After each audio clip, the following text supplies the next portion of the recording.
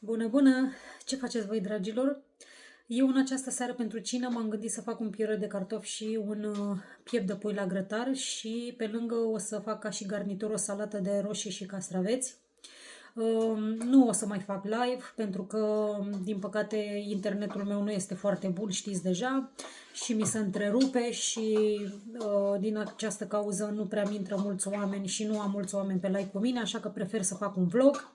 Așa că în ceea ce urmează o să vă las și vouă niște cadre cu exact cum am pregătit eu totul de pentru cină în această seară.